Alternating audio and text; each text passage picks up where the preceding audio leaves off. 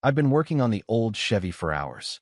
The air in the shop was thick with grease and gasoline, my hands slick from the job. I didn't notice the cut at first, just a sting, then a drip of blood that soaked through my glove and onto the hood. It wasn't deep, just a nick really, but the pain hit me hard. My mind was already somewhere else, but the sting brought me back. I wiped it off on a rag, gritted my teeth, and kept working. Rachel texted me, canceled the vacation plans we'd talked about for weeks.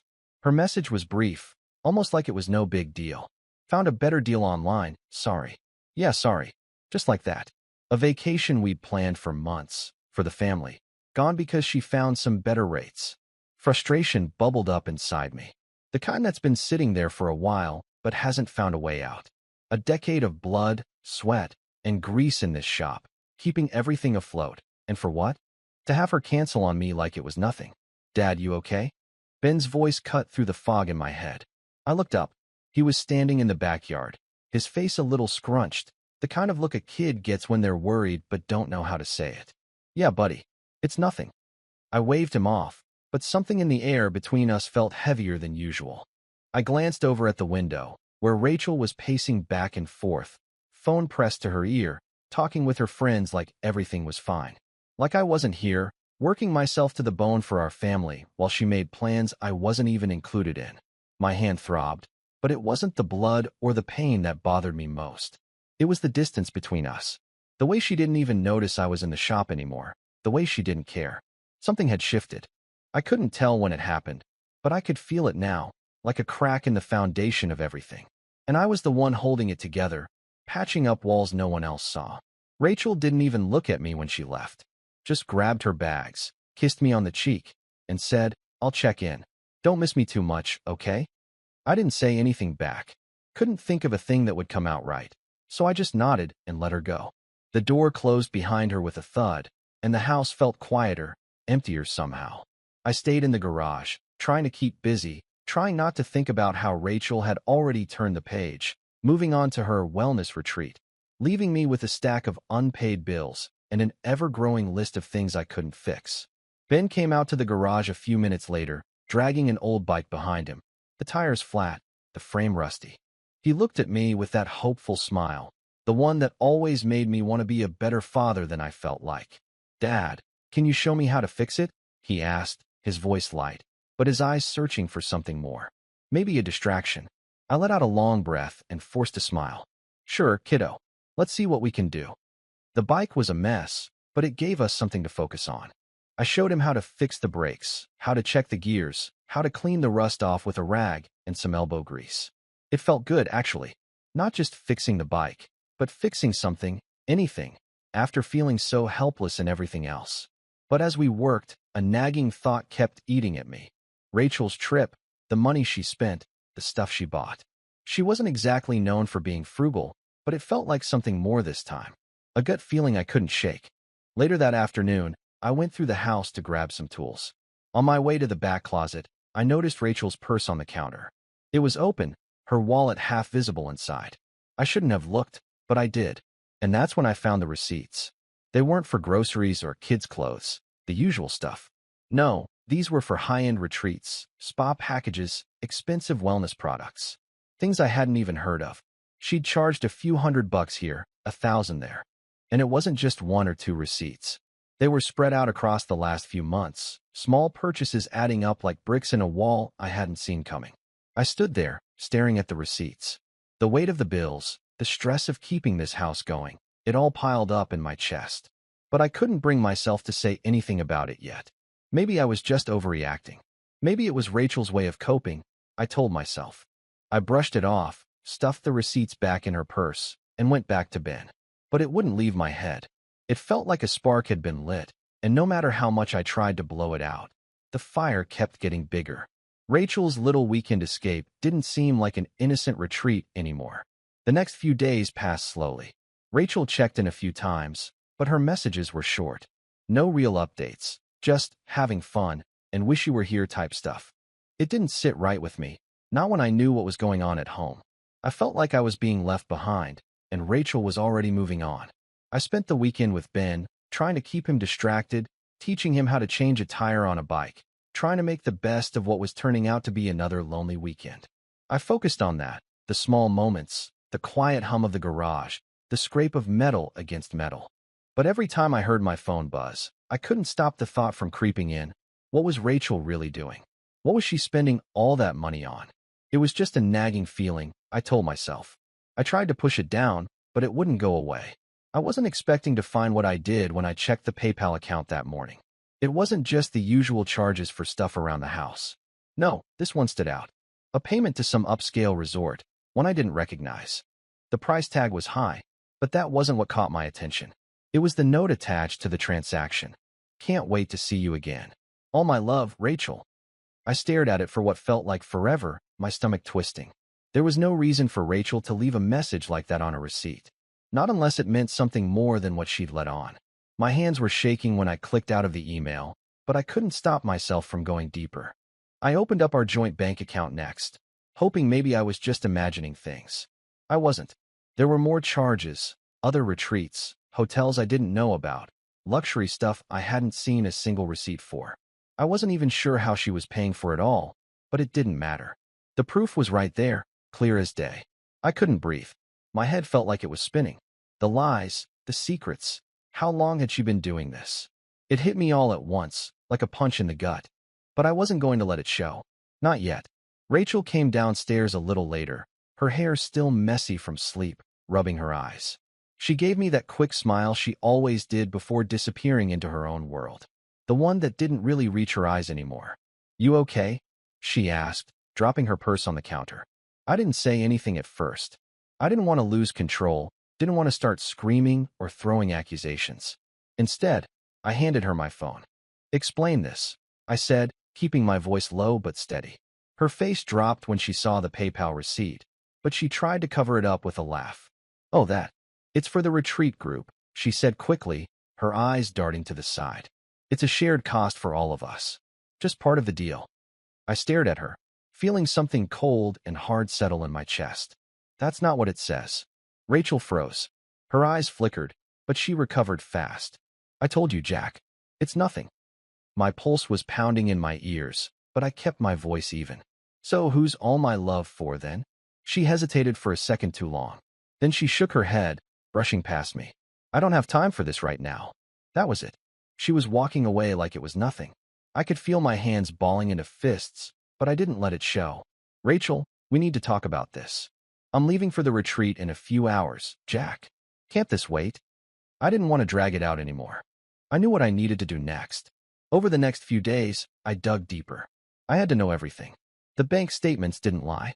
More trips, more expensive charges I couldn't ignore. A stay at a luxury hotel in the city, one that wasn't even part of her wellness retreat. I felt my stomach drop every time I uncovered something new. I couldn't take it anymore. I couldn't trust her, not when everything was falling apart around me. So, I did something I'd never thought I would. I went to a store, bought a GPS tracker, and slapped it on the underside of her car. My heart was pounding in my chest when I did it. I hated that I felt like I had to. But every part of me was telling me that I needed to know the truth, whatever it was. I told myself I was just being paranoid. But deep down, I knew. I knew this wasn't just about a few bad choices or a couple of questionable purchases. There was something else. And I wasn't going to let it slip away without knowing exactly what was going on. I wrestled with myself. I wanted to confront her. I wanted to demand answers. But I couldn't. Not yet. Not until I had everything. So, I kept quiet. Let her think I was oblivious. I wasn't. And now, there was no going back. Saturday morning, I watched Rachel pack her things again, this time for another one of her girls' retreats. She threw her bags in the car with barely a word to me, barely even looking at me as she went through the motions. I tried to keep my face neutral, but inside, I was already bracing for what I knew was coming. My finger hovered over the tracker app on my phone, waiting for her to pull out of the driveway. It didn't take long. She was gone by 9:30, and I followed her out of the neighborhood without a second thought. She didn't head toward the retreat like I expected. Instead, she turned left, then another left, cutting through side streets until she ended up in the heart of town, near the fancy apartment complexes that I'd only ever heard about, never seen her mention. I parked a few blocks away, my heart pounding in my chest as I kept an eye on her car. I told myself it was just a mistake, that she had some kind of excuse. But I couldn't shake the tight feeling in my chest, the part of me that knew this wasn't a coincidence. Rachel's car rolled to a stop in front of one of those buildings. My stomach turned when I saw her step out, smoothing her shirt like she was getting ready for something. Then I saw him. Derek. That guy. The one who had always been too familiar, always a little too close to Rachel. They met in front of the building, talking for a second, then a hug. Not just a friendly hug, either. It was a long one that felt too intimate for just friends. They stood there for a minute, just holding on to each other, before walking inside together. I couldn't breathe. It felt like the ground was crumbling beneath me, but I didn't know what to do with the weight of it. I couldn't stay parked there forever, so I pulled away, my mind racing. I tried to push it down, tried to tell myself I was jumping to conclusions, but every part of me was screaming that this wasn't normal. Not for Rachel. Not for any of this. I called Mike. Mike had been a friend since high school, but he had a different line of work now, private investigator. Not exactly a career I'd ever thought I'd be using, but right then, I didn't care. I needed answers, and I needed them fast. Mike, it's Jack. I need your help with something. I tried to keep my voice calm, but the words were tight in my throat. Sure, man. What's going on? I need you to track someone for me, I said, swallowing hard. Derek. You know him. He's close to Rachel's circle, I guess. Derek? You mean the guy she's always running around with? Mike asked, his voice low. He knew the kind of guy Derek was, too. All right, I can look into it. What's he up to? I don't know, Mike. But I need to find out where he's been, where he's going. I don't trust him. Mike hesitated for a second, then let out a sigh. You got it. I'll dig around. You'll hear from me soon. I hung up and stared at my phone for a long time. The world felt unreal. Everything was falling apart, and I didn't know what to do with it. I had Rachel's lies and Derek's touch to deal with. But the hardest part? The hardest part was knowing it wasn't just about me anymore. I needed to keep it together, for Ben. I didn't want him to see this side of things. I didn't want him to feel the weight of what was happening between Rachel and me. So I threw on a half-decent face, grabbed my jacket, and headed to the school to pick him up. The whole drive over, I fought the urge to speed, to pull out of this town and just drive until I couldn't think anymore. But I knew I couldn't. Not for Ben. He was already asking about Rachel, about where she was going, and when she'd be back. The questions kept coming, and I gave him answers that didn't feel like lies, though they were. When I got home with him, I tried to push everything down. But it was impossible. Everything inside me was a storm, and I had no idea how to weather it. The next day, Mike called me with a new piece of evidence. A photo. It was blurry, but it was enough. Derek and Rachel. Together. Not just hanging out, but together. That wasn't a wellness retreat. That wasn't a friendly meeting. My pulse raced when I saw it. My breath caught in my throat. I wasn't wrong. And now, I had to face the truth. I didn't know how I was going to start, but I knew I couldn't wait any longer. I couldn't live with the lies hanging over me like a shadow anymore. Rachel was sitting at the kitchen table when I walked in. She didn't notice me at first, too busy flipping through some catalog she'd probably been obsessing over all morning. I didn't even bother to say anything at first. I just laid the folder on the table, heavy with the evidence I'd been collecting over the last few days. She looked up, and for a moment, her eyes flickered. Maybe she knew something was coming. Maybe not. Rachel, I said, my voice flat. We need to talk. She put the catalog down and leaned back in her chair, the usual defensive wall in her eyes already starting to rise. About what? I didn't waste time. I slid the first photo across the table, Derek and her, standing outside that apartment building, her hand on his arm. Her breath hitched, just barely. She didn't look at me. I don't know what you're. Look at the damn photo, Rachel. I kept my voice steady, colder than I meant it to be. This is the first of many. She took the photo, her hands trembling for just a second before she straightened up. But she still tried to deny it. This isn't what you think. It's nothing. We were talking. I didn't flinch. I slid the next set of papers across the table, receipts from hotels, retreat charges, credit card statements. All the things I couldn't ignore anymore. The timeline was there, clear as day. It was all I needed to connect the dots. Do you think I'm stupid? I asked, my voice rising just enough to make her meet my eyes. These are your charges. The places you've been. The things you've spent our money on. How long do you think I would let this go? She looked at the papers, her face going pale. The reality hit her. But still, she tried to fight it. I wasn't thinking, okay, she said quickly, but there was no conviction behind her words anymore. It was just, there were times I needed to escape. You weren't there for me, Jack. You don't see me anymore. I shook my head. No, don't turn this on me. You made choices. You crossed a line. Her eyes welled up, and I could see it. She was breaking. But I wasn't going to let her off the hook, not this time. Rachel's breath caught in her throat, and she pushed the papers aside. I'm sorry, okay?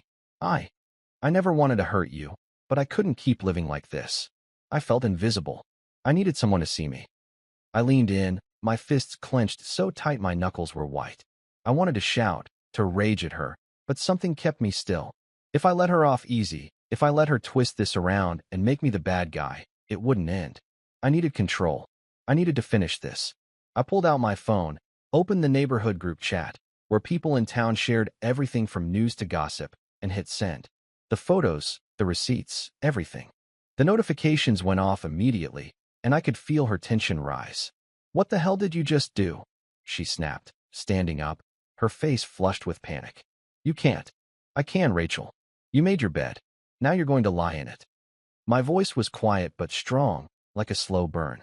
People need to know what kind of person you really are. Her face crumpled, her eyes red as she glanced at the screen. Jack, please. But I didn't want her apologies. I didn't need her guilt. What I needed was to stop her from dragging me and Ben into her mess any longer. I took a deep breath, steadying myself. You'll never drag Ben into this. You're not going to keep him caught in the middle of your crap anymore, I said, my voice cutting through the air like a knife. That's over. You can stay away from him for good. Rachel's shoulders shook as she backed away from the table, tears spilling down her cheeks. But I didn't move. I didn't feel sorry for her, not anymore. I had watched this train wreck coming for so long, trying to convince myself that it wasn't real. But the truth was, it had been there all along. I couldn't change that now. She looked at me, her voice barely a whisper. I never wanted this to happen. You did this, Rachel. You made the choices. You didn't care what it would do to Ben, to me, to everything we built. You've been making those choices for a long time. The weight of it all hit me, but I didn't let it show. The anger was gone, replaced by a quiet resolve. I was done. She crumpled, her sobs echoing in the room, but I couldn't be dragged into her storm anymore. I was taking my life back, and I wasn't looking back. Don't make me regret doing this, I said, my voice soft but final. She didn't respond, just collapsed into herself, a wreck of emotion and guilt. But there was no going back now. The days after Rachel moved out were a blur of normalcy. I spent my mornings at the shop, working like I always did. The hum of the engine, the sharp smell of oil and rubber, kept me grounded. But at night, when the quiet settled in, that's when everything hit me. I was alone, and it wasn't the kind of alone I'd gotten used to. This was different. Ben seemed to be doing okay, though. He didn't ask much about Rachel at first. I guess he could sense the tension, the space she'd left behind. But after a few days, the questions started. One afternoon, I picked him up from school, and he was unusually quiet in the car. Dad? He said, his voice soft, almost hesitant. Yeah, buddy. Why's Mom? Staying somewhere else? I felt a lump form in my throat.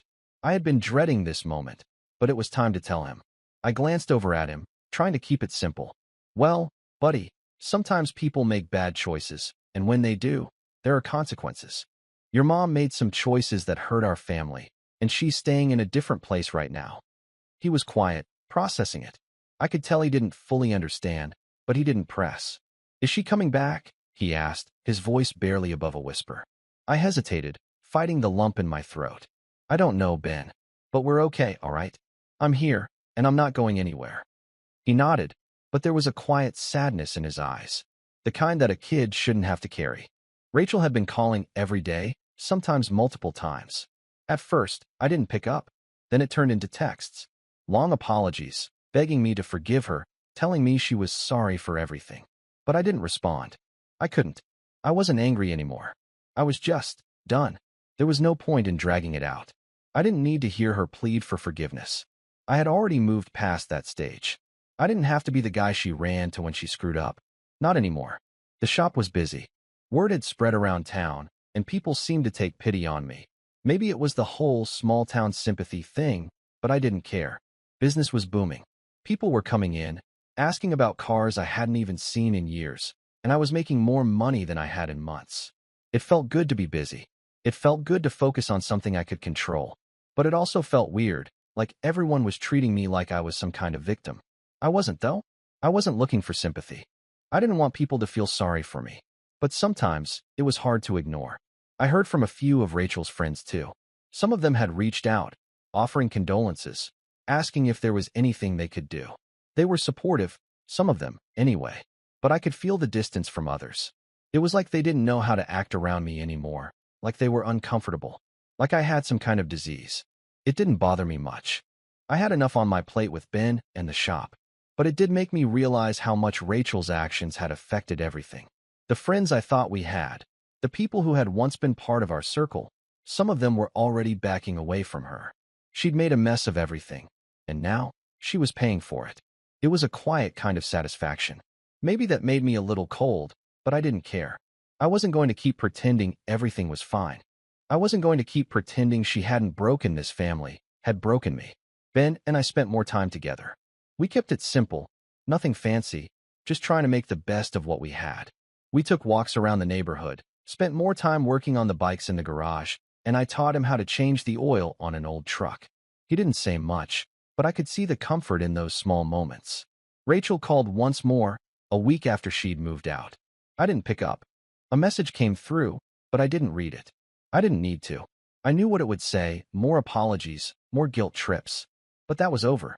What was left to say? Ben needed stability. He needed to see me strong. He needed to know that things would be okay, even if they didn't look like they used to.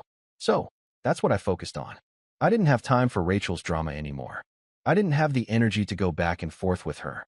She had made her choices, and now, I was going to focus on the things that really mattered, my son, my business, and myself. And I wasn't going to let anyone or anything take that from me. The meeting with Sarah was a blur of legal jargon, but I wasn't too concerned with that. I just wanted to make sure I was doing things right. My stomach had been tied in knots ever since Rachel moved out, and now, everything was starting to fall into place. Sarah looked over everything I'd brought in, photos, receipts, bank statements, the tracker data. She didn't seem surprised. In fact, when she looked up at me, she had this kind of satisfied smile, like she knew she'd seen cases like mine before. "Jack, this is good," she said, tapping the stack of papers on her desk. "You've been meticulous with the evidence. This will give us a strong case for custody. We'll go for full custody of Ben, and we'll get it." I nodded, trying not to let the weight of her words sink in too much. Full custody. I had been focused on just getting through the days, but now, I had to think about Ben's future. I had to make sure I was the one providing him with a life that didn't include the mess Rachel had made of everything. Sarah moved to the next part of the discussion.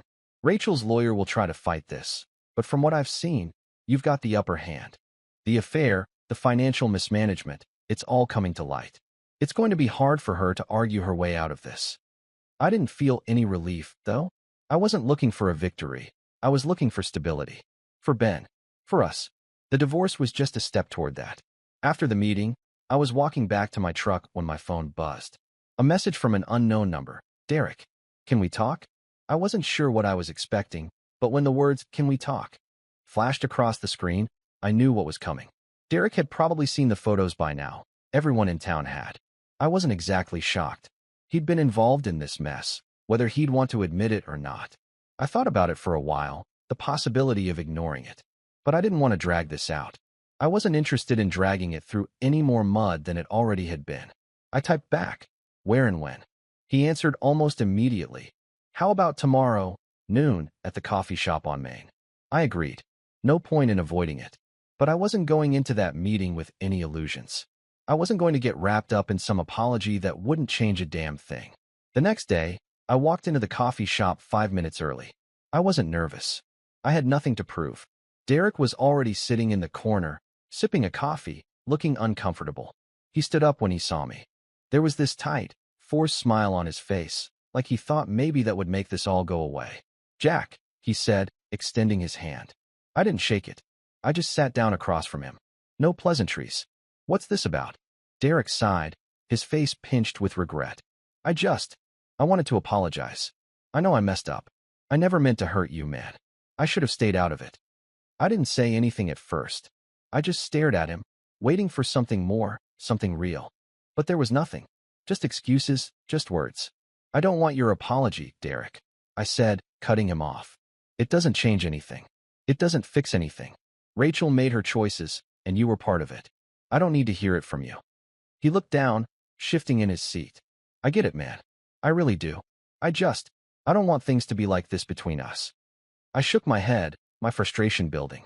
You don't get it. It's not about us anymore. It's about my son. It's about my family. You're not part of that anymore. Don't make it harder than it already is. Derek opened his mouth to say something else, but I held up my hand. I don't need anything from you. Not an apology, not a friendship, nothing. He looked at me, and for a second, I thought maybe he'd try again. But he didn't. He just nodded, defeated. All right, I get it. I stood up, and without another word, I walked out of the coffee shop. I wasn't going to let Derek, or Rachel, or anyone else drag me back into their mess. I had Ben to think about. I had our future to focus on. The rest of the afternoon was a blur of work. I didn't hear from Rachel or Derek again, but I wasn't waiting for their calls. I wasn't waiting for anyone's approval. The case was moving forward, and I knew that soon, everything would be settled. What mattered was Ben. What mattered was giving him the life I hadn't been able to give him before, a life where he didn't have to pick up the pieces of his mother's mistakes. And that was all I needed to focus on now. The day the divorce was finalized, I didn't feel any relief. No rush of freedom, no sense of closure. It was just done. The court ruled in my favor, and I was granted full custody of Ben. Rachel, meanwhile, was given supervised visitation. The rules were clear. She couldn't have been unsupervised unless she could prove she was stable. The judge didn't believe she could be trusted with him on her own, not after everything that came to light. Rachel didn't take it well, of course. She showed up at the courthouse with a look of disbelief, like the whole world had wronged her. But she lost, and I wasn't going to let her drag us through another round of back and forth. The real test came a few weeks later, at a local charity event. Ben and I had gone because I'd promised him we could go together. It was one of those small-town things, a community event to raise money for the local fire department. There were booths, music, and people I barely knew but had to wave at. I didn't expect Rachel to show up. But there she was, standing near the back, pacing like a lion caged in her own rage. She spotted me right away, and before I could even turn to walk in the other direction, she was on me. "Jack, I need to talk to Ben," she demanded, her voice shrill, too loud for the setting. People glanced over, sensing the tension building. Ben was standing beside me, looking between us, his brow furrowed. I could tell he was confused, his eyes darting to Rachel like he wasn't sure if he should be afraid or just annoyed. "Mom, I don't want to," Ben started to say, but Rachel interrupted him, her voice growing louder. "Ben, please, just a few minutes. I need to talk to you." She stepped forward, reaching for him, but I stepped in between them before she could lay a hand on him. "Rachel, you can't do this," I said, keeping my voice calm, even though my chest felt tight. "You're not supposed to have him unsupervised." She was shaking, her face flushed with frustration. "You can't keep him from me forever. I'm his mother, Jack. You can't just erase me from his life." Her words were starting to attract attention. People were starting to turn and watch. Some of the older folks in the crowd gave me sympathetic looks, probably wondering if they should step in. But this was my fight, and I wasn't going to let it turn into a public spectacle. "I'm not erasing you, Rachel. You did that. You made choices that hurt this family, and you're the one that needs to face the consequences." Her eyes filled with anger, then something else, something raw and desperate. She tried to push past me, but I held my ground. "You're not seeing him without supervision," I repeated, my voice still level. "Not like this. Not here. Not ever again unless it's through the proper channels." She looked at me, pleading, her face twisted with emotion. "Please, Jack, I'm begging you. I've made mistakes, but I'm trying to fix this. Don't shut me out like this. You're just punishing me." I could feel the eyes on us, and I knew she wasn't going to back down, not until she had an audience. I had no intention of letting her put on a show for anyone. "Rachel, you need to leave," I said. "I'm not going to let you use Ben as your emotional crutch anymore. You've had your chance. Now, if you won't leave, I'm calling the police." Her face drained of color. She hesitated, her hands shaking at her sides. The crowd around us had quieted, waiting for her to react.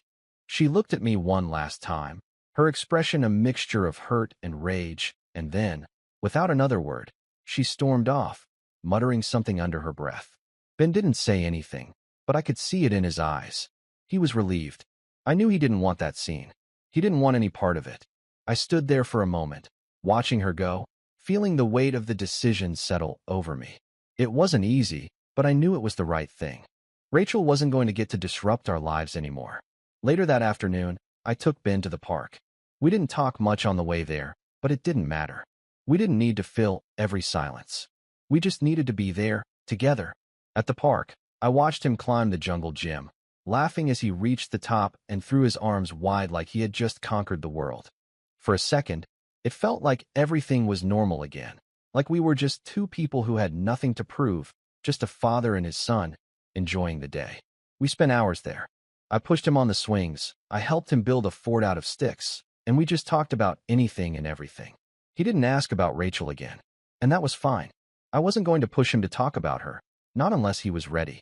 I didn't know what the future held, but I knew one thing for sure. I was going to protect Ben. He didn't have to carry any more of Rachel's mistakes. And for the first time in a long time, I felt like I was in control of my life again. A year had passed since the divorce. It wasn't easy, but it wasn't as hard as I thought it would be either. Ben and I had settled into a rhythm, a new life that felt more solid with each passing day.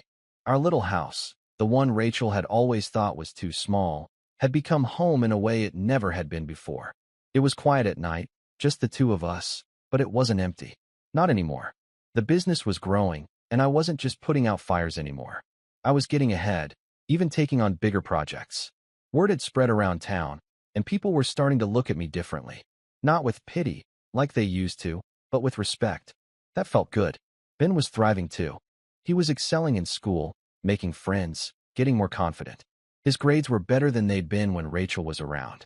I don't know if it was the stability or the absence of the constant tension in the house, but something had clicked. He was finally able to be a kid again. I was sitting at the kitchen table one morning when my phone buzzed. It was a message from Sarah, my lawyer. She'd kept me updated on the divorce proceedings, but this was different. It was about Rachel. Just letting you know, Rachel's seeing someone. She's moving on, Jack. I thought you should know. I read it twice, then put my phone down without much thought. I didn't feel anything. No anger, no relief. I just didn't care. Rachel could do whatever she wanted. She'd made her choices. I had mine. And those choices had brought me to a place I could be proud of. I looked out the window, where Ben was playing in the yard. He was climbing the tree house we'd built together the summer before. I had no idea how he got so big, so fast. It was like 1 minute he was a little kid, asking for help every 5 seconds, and the next, he was up there, reaching the top without even looking back. I smiled to myself, watching him laugh as he stood on the platform, arms wide like he was king of the world. I thought about all the times I'd worried about being a good enough father, about whether I was doing it right. But watching him now, so full of life, so sure of himself, I knew we were okay. Better than okay. There were days when I'd catch myself thinking about the past, about Rachel and what went wrong. But those days were getting fewer. What mattered now was the life I was building with Ben. The trust we had, the quiet moments we shared, the way we leaned on each other without even needing to say it. I walked outside, my boots crunching on the gravel as I headed toward the treehouse. Ben looked down at me, grinning. "You coming up, Dad?" he asked, excitement in his voice. I shook my head, smiling. "I think I'll let you have that one. But I'll be right here, okay?" He nodded, climbing higher with ease. I leaned against the tree, watching him as the wind rustled the leaves around us. For the first time in a long time, I wasn't thinking about Rachel or what I'd lost. I was just looking at Ben, at the boy I was proud to call my son. And I knew, deep down, that we had everything we needed. Together. The future felt different now. It felt like something I could shape, not something I was waiting for. And as I stood there, watching Ben climb higher, I realized just how much I'd learned over the past year. Not about fixing cars or handling business, but about what really mattered. And for the first time in a long time, I felt like I was exactly where I was supposed to be. Drop your thoughts in the comments. And don't forget to like and subscribe for more stories like this.